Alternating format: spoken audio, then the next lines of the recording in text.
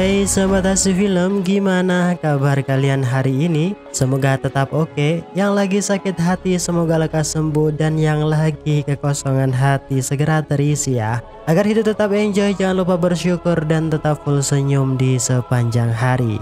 Oke, pada episode kali ini Mimin akan ngebahas sebuah film seru yang menceritakan perjalanan seorang murid yang diburu 4 aliran perguruan besar karena dirinya telah menimba ilmu sesat yang kehebatannya melampaui seorang dewa. Ya adalah, bagaimana kisah perjalanan dan endingnya? Untuk itu tak usah berlama-lama, langsung saja siapin kopi udutnya dan sama-sama 1, 2, 3, semongko.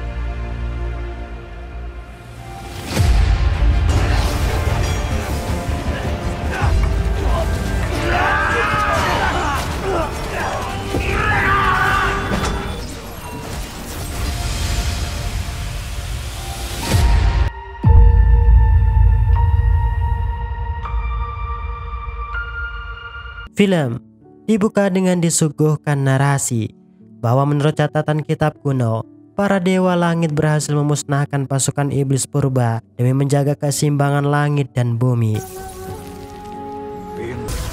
Namun karena kekuatan budidaya Raja Iblis yang kuat dan tak bisa dimusnahkan, para dewa menyegel inti kekuatan Raja Iblis ke dalam alam baka. Alih-alih kedamaian terjadi, ternyata inti sumber kekuatan Raja Iblis berhasil diserap seorang anak iblis yang membuat alam langit dan bumi kembali kacau. Untuk menghentikan itu semua, 4 aliran sekte dewa berusaha menghentikan dan melawan anak iblis tersebut dengan nyawa yang menjadi taruhan. Ya, di lembah Gunung Barat inilah Master Zenren dan ketiga aliran sekte dewa mengeluarkan segala kesaktian ilmu budidayanya demi membunuh Muking yang dianggap sebagai anak iblis.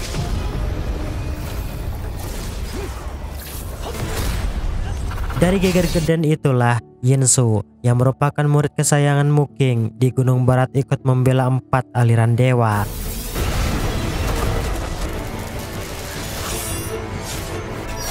Dengan formasi 7 tulang iblis yang sudah terbentuk, terlihat Muking tak lagi mampu melawan dan menahan kehebatan formasi yang hingga akhirnya Muking, si ratu iblis, berhasil mereka taklukkan.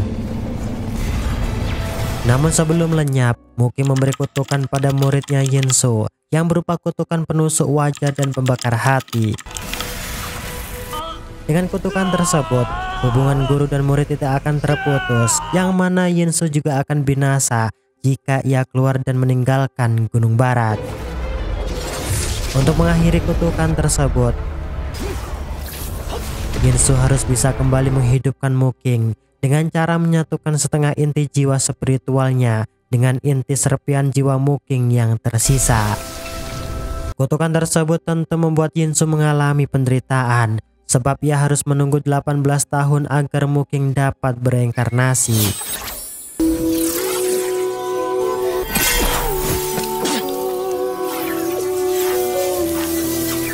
Singkat cerita, beberapa tahun kemudian, kita diperlihatkan kakek-kakek yang menemukan seorang bayi yang belum jelas asal usulnya. Bahkan bayi tersebut juga memiliki tanda legendaris seutas ranting pohon yang berada di lengan tangannya. Ranran yang sudah tumbuh dewasa, ia mulai sadar jika ranting pohon yang ia punya mampu melindungi dirinya dari segala ancaman. Tak hanya cantik, Ranran juga pandai membuat masakan yang lezat. Dari sini, Ranran sadar bahwa ranting pohon miliknya mulai melemah. Di sini, ia berusaha mencari cara untuk menjaga jiwa Ling Xiao. Sedangkan di sisi lain, Wei Ju, tetua sekte kegelapan, mulai merasakan hawa energi spiritual kuat yang berada di Gunung Jue. Karena tak ingin penantiannya selama 18 tahun sia-sia, Wei Ju bersama pasukan mulai menuju keberadaan pohon reinkarnasi di Gunung Jue. Meski Gunung Jue sudah dilapisi segel pelindung, hal itu dapat Wei Ju jebol menggunakan tulang spiritual naga langit. Nah, disinilah Wei Ju berusaha menyerap inti akar pohon reinkarnasi. Jika hal itu berhasil ia lakukan, maka dirinya akan menjadi pendekar hebat yang tiada tanding di segala alam. Melihat buah reinkarnasi yang mengeluarkan reaksi, Weijiu sadar jika salah satu jiwa entah Muking atau Yan-er yang merupakan adik perempuan Muking sudah terlahir dahulu yang belum pada waktunya. Sedangkan di dalam gua pertapaan, terlihat Jinsu menghabiskan waktunya selama 18 tahun bertapa untuk mencapai tingkatan kultivasi tertinggi. Namun belum sampai di titik level tersebut, konsentrasinya terganggu setelah merasakan sesuatu hal yang terjadi di Gunung Jue.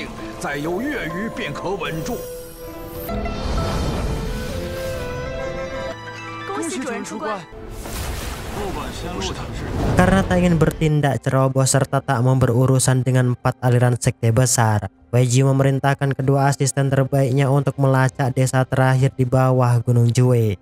Hal itu ia lakukan demi menemukan sosok reinkarnasi jiwa Muking.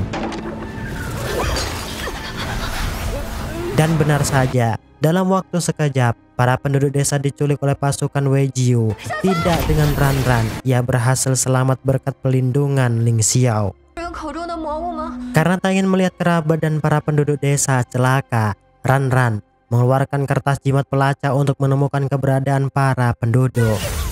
Di sana, Weijiu akan memasukkan satu persatu para warga ke dalam tungku api suci untuk menemukan sosok orang yang ia cari. Sesepuh desa yang tak ingin semua penduduk desanya menjadi abu, ia mengatakan di hadapan Weijiu bahwa masih ada satu orang yang belum ditangkap. Tak lain, dia ialah anak yatim piatu yang bernama Ran-ran. Tak mau tertangkap, Ran-ran berusaha kabur dari sana sambil memikirkan cara untuk menyelamatkan penduduk desa yang masih dijerat Weijiu. Weijiu yang tak mau kehilangan jejak, ia mengeluarkan sihir perangkap guna membatasi dan mempermudah menangkap sosok anak yatim piatu tersebut. Tak hanya itu, ia juga mengutus salah satu asistennya untuk membawa dan menyeret Ran-ran sesegera mungkin. Dalam keadaan bahaya, untungnya Ran-ran berhasil diselamatkan Yinsu dari monster gagak hitam dan para bawahan Weijiu.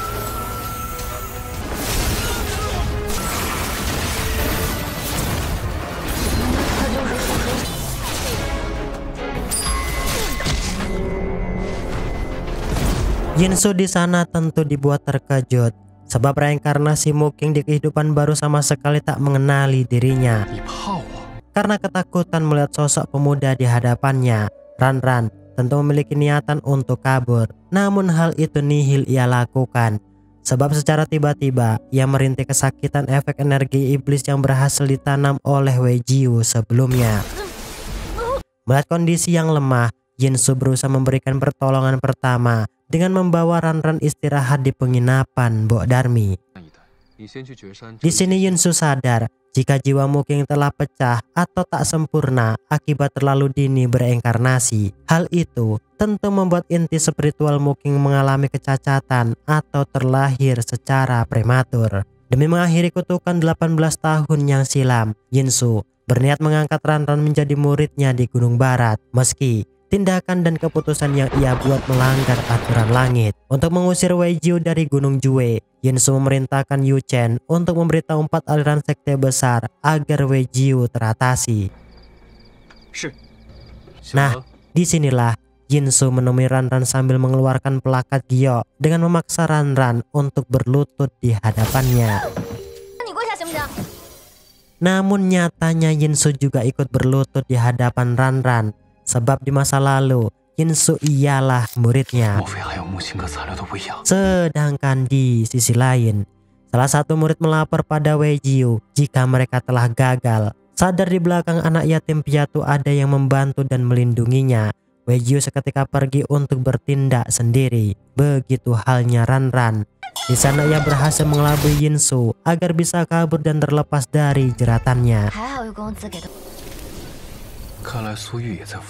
Nah, di waktu bersamaan, Weijiu berjumpa dengan Yinsu yang diduga kuat dalang orang yang menggagalkan rencananya. Yinsu yang cerdik, terlihat ia berhasil menjebak Weijiu di penginapan putra mahkota yang bernama Suyu. Tentu, Weiji seketika dibuat ciut mental sebab orang yang bersama putra mahkota merupakan guru spiritual Feng yang kultivasi kungfunya sudah di tahapan tingkatan ketiga. Karena tak mau bermasalah dengan Suyu serta 4 sekte aliran besar, Wejiu memilih mundur kabur dari sana. Singkat cerita, keesokan harinya terlihat Yinsu berhasil membujuk dan membawa Nonaran ke perguruan Gunung Barat.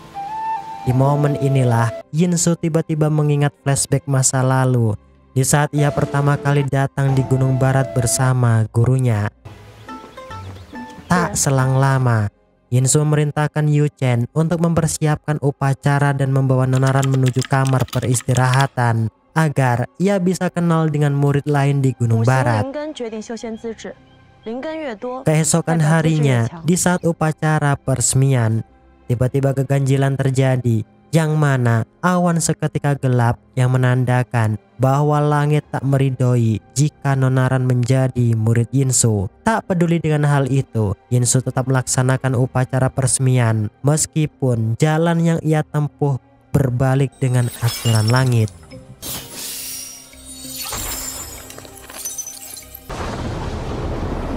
Setelahnya, terlihat Yinsu membawa Nonaran di lembah Shifeng yang merupakan ujian pertamanya agar meridian tubuh Nonaran dapat dengan cepat menyerap segala ilmu budidaya untuk menyempurnakan kultivasi.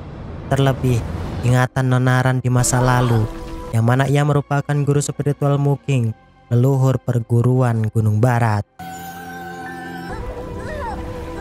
Yinsu yang tak mau keliru dalam bertindak, terlihat ia berjuang sekuat tenaga demi membayar utang pada Muking gurunya.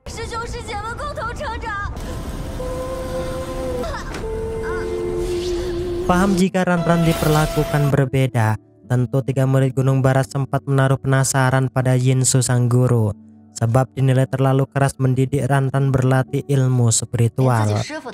Sedangkan di sisi lain, di dalam markas 4 sekte besar, para tetua perguruan dikejutkan energi iblis kuat kembali muncul. Karena memiliki sangkut paut dengan Gunung Barat, keempat tetua perguruan besar berniat menyelidiki lebih lanjut dengan datang menemui Yinsu. Dan benar saja, di sana Wenyi dari sekte Gunung Kong memberitahu Yinsu jika alat pendeteksi iblis di markas 4 sekte besar mengeluarkan reaksi. Mereka menduga jika sumber tersebut muncul di Gunung Jue.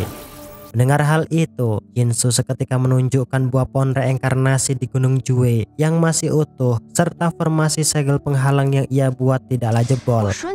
Tentu Yinsu menyembunyikan kebenaran di balik ini semua agar 4 sekte aliran besar tak menjadi penghalang untuk memulihkan jiwa Muking yang masih ambyar. Di sisi lain, Weiju masih belum menyerah untuk bisa masuk ke Gunung Barat. Di sana, ia menggunakan sihir kemampuannya dengan masuk ke bawah alam sadar Nonaran dengan media rambut yang sudah ia dapatkan. Akibat bertindak ceroboh, Yinsu menghukum Nonaran di lembah Lotus Putih agar Nonaran berlatih ilmu pemurnian jiwa.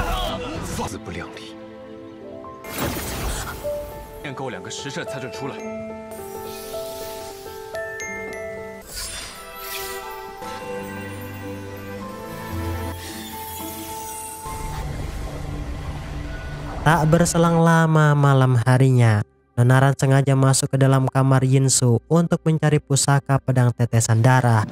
Hal itu ia lakukan demi menolong Lingxiu yang energi spiritualnya hampir padam. Dan benar saja, di saat mendemek pusaka tersebut, energi spiritual Lingxiu dapat bertambah kali lipat. Namun,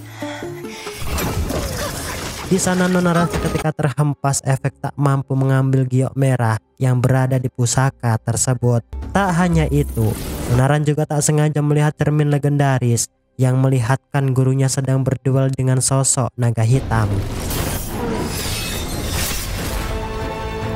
Melihat situasi yang tak bagus, Nonaran mencoba bersembunyi agar aksinya tak diketahui gurunya.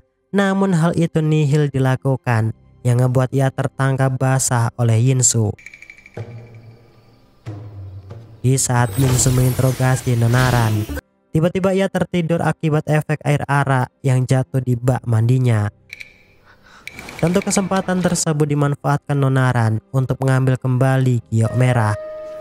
Karena misinya telah berhasil, Nonaran yang dari awal tak memiliki niatan serius berlatih ilmu budidaya, ia mulai keluar menuruni pegunungan untuk menjauh dari perguruan Gunung Barat. Dan benar saja, esok paginya terlihat Nonaran sampai di kota Jinxia. Di kedai Mbok Darmi inilah terlihat Nonaran mengungkapkan rasa senang karena bisa terlepas dari jeratan Gunung Barat.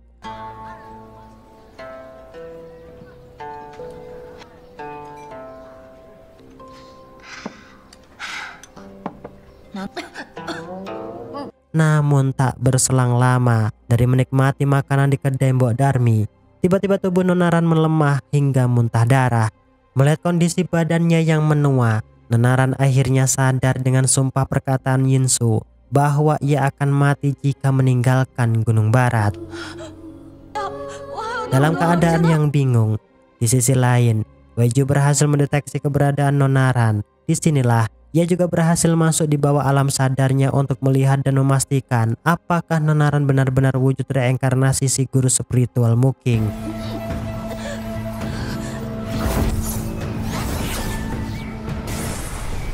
Untungnya, Yinsu berhasil menggagalkan tindakan Weiju dengan cara memindahkan formasi yang sudah terbentuk.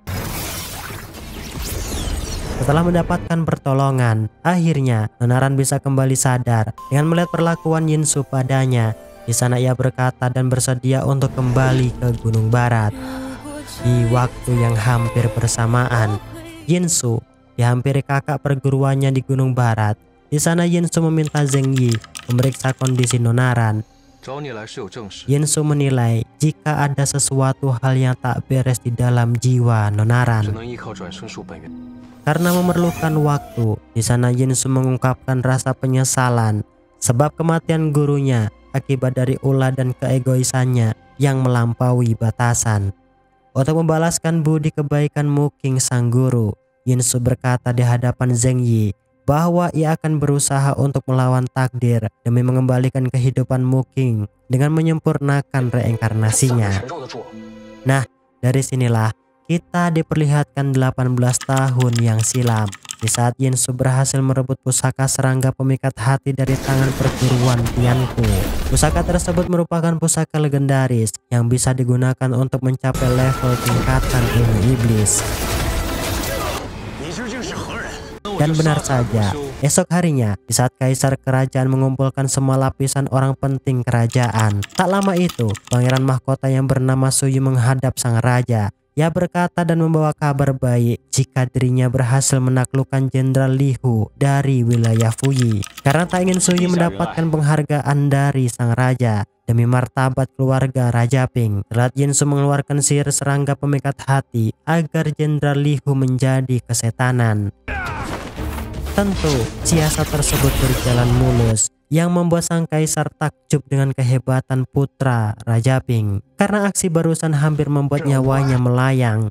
Tentu sang kaisar menyalahkan Suyu putra Raja Zong karena dianggap teledor.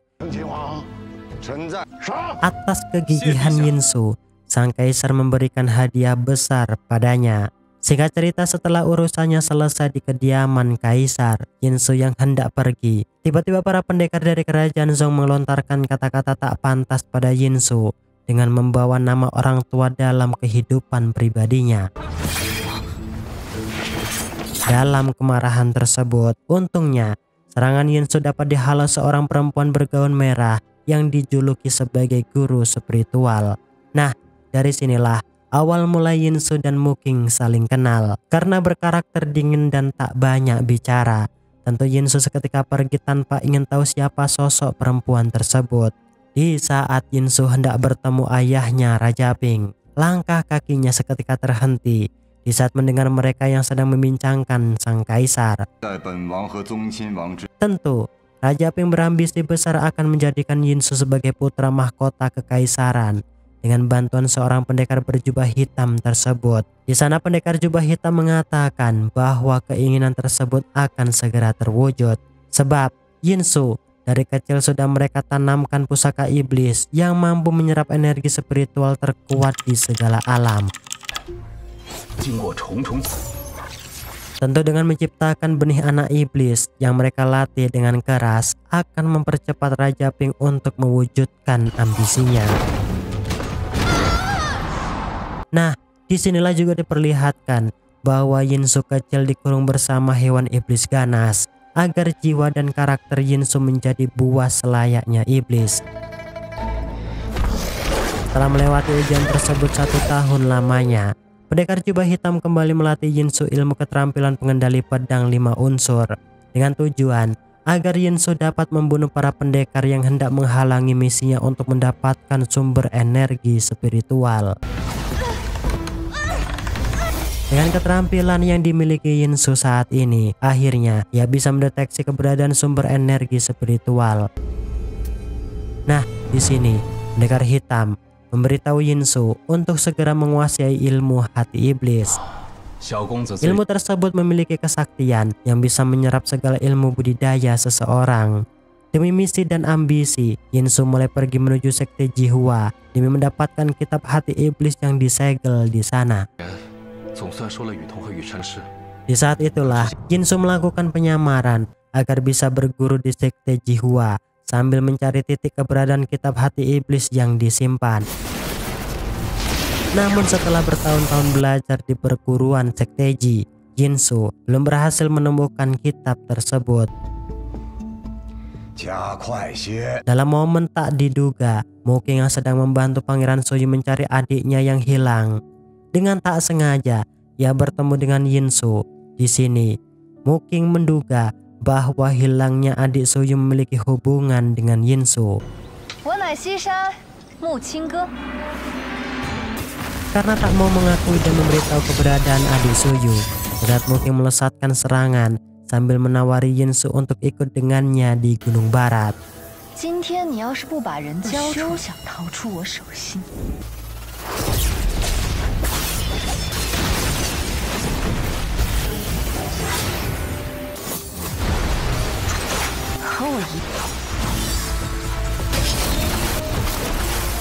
Dan benar saja, terhadap kemampuan Yinsu masih kalah jauh dari Muking yang mengharuskan dirinya untuk kabur. Alih-alih aman dari kejaran Muking, nyatanya aksi kabur Yinsu nihil ia lakukan. Dalam mode kepepet inilah Yinsu mengeluarkan sihir iblis yang ngebuat batu Yitong milik Nona Muking mengeluarkan reaksi. Dari sini, Muking mengetahui bahwa Yinsu merupakan cikal bakal anak iblis yang memiliki misi untuk mendapatkan sumber energi spiritual. Untuk menggagalkan rencana jahat tersebut, Muking berniat menyelamatkan dengan cara menjadikan Yinsu sebagai muridnya di Gunung Barat. Singkat cerita, malam harinya, setelah Yinsu berhasil masuk di ruang rahasia keberadaan kitab hati iblis tersimpan. Selangkah hampir berhasil. Tiba-tiba, Yinsu kembali dikejutkan keberadaan Muking. Di sana, Muking menggertak Yinsu untuk segera memberitahu keberadaan adik Suyu, serta bersedia ikut bersamanya di Gunung Barat. Karena tak memiliki pilihan lain, akhirnya Yinsu bersedia memberitahu lokasi di mana ia menyembunyikan adik Pangeran Suyu. Nah, sebelum pergi inilah Muking menjebak Yinsu agar murid perguruan sekte Ji menuju tempat rahasia penyimpanan kitab. Tentu, dalam waktu sekejap, Yinsu pun tertangkap. Sedangkan di sisi lain, terlihat Muking berhasil menemukan dan membawa adik Suyu kembali ke istana. Tidak dengan Yinsu, terlihat dirinya dihukum cambuk dan dirantai akibat menerobos masuk wilayah larangan. Setelah beberapa hari di sel tahanan, Master Yuan leluhur sekte Ji datang. Di sana ia menasihati Yinsu untuk bertaubat. Dengan menjalankan segala perintah dan menjauhi segala larangan agama. Karena hati yang sudah dirasuki iblis, tentu ucapan Master Yuan diabaikan olehnya. Untuk membujuk hati Yinsu agar bertaubat, Master Yuan memberi tawaran agar Yinsu mau menjadi muridnya secara langsung.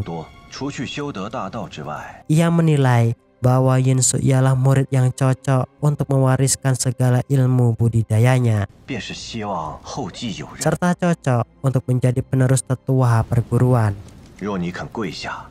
Karena diuntungkan, tentu Yinsu bersedia lutut dan meneteskan darahnya di plakat giok sebagai sumpah serapah antara guru dan murid. Setelah semuanya berjalan, tiba-tiba Yinsu kaget sebab orang di hadapannya bukanlah Master Yuan. Nah, di waktu inilah Yinsu resmi menjadi murid Mu Qing, guru spiritual terampuh di Gunung Barat.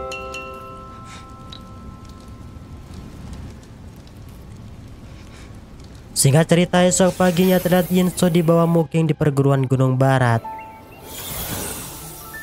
Karena merasa dipaksa, tentu Yinsu sama sekali tak suka dengan perlakuan Mu Qing. Yang bahkan Yinsu berkata di hadapan para murid perguruan, siapapun yang menyentuhnya maka ia tak segan untuk membunuh. Paham dengan karakter dan sifat Yinsu yang keras kepala, Mu Qing agak sedikit keras mendidik Yinsu sambil memaksanya untuk mandi di air penghuripan guna menghilangkan segala aura jahat yang menempel di dalam tubuhnya. Dengan melihat luka tersebut, Mu Qing bertanya pada Yinsu apakah Raja Ping yang melakukan hal tersebut. Dari sini, Yinsu sedikit sadar bahwa Mu Qing telah baik padanya sebab ia mampu mengeluarkan racun penggerogot tulang yang ditanam Raja Ping atas kegagalannya membunuh adik Suyu. Meski berkarakter licik dan keras hati, terlihat Mu Qing tetap selalu melatih Yinsu meski tindakan Yinsu berniat untuk selalu membunuhnya.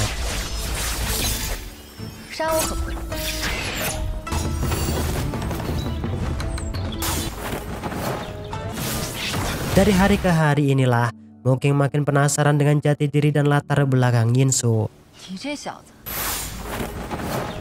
Singkat cerita, beberapa hari kemudian, terlihat Mu Qing bersama adiknya Nona Xiao datang menjenguk sesepuh yang sekaligus guru mereka di lembah Jihua. Ia bernama Ye Xin. Tentu mereka memiliki hubungan yang hangat, yang bahkan Guru Xin juga mengetahui bahwa Mu Qing memiliki murid baru. Bukannya senang, Guru Xin mengatakan memberitahu Mu Qing bahwa muridnya itu kelak akan membuat bencana yang besar. Mu Qing yang percaya jika takdir dapat diubah, ia berkata di hadapan Guru Xin jika dirinya akan berusaha keras, mendidik, dan mengajarkan Yinsu dengan baik. Dengarkan soal keyakinan, Guru Xin mewajangi Mu Qing bahwa setiap orang memiliki jalan takdirnya. Bertepatan itu, Guru Xin berpamitan akan pergi berkelana jauh untuk menikmati alam kefanaan yang belum semua ia jelajahi.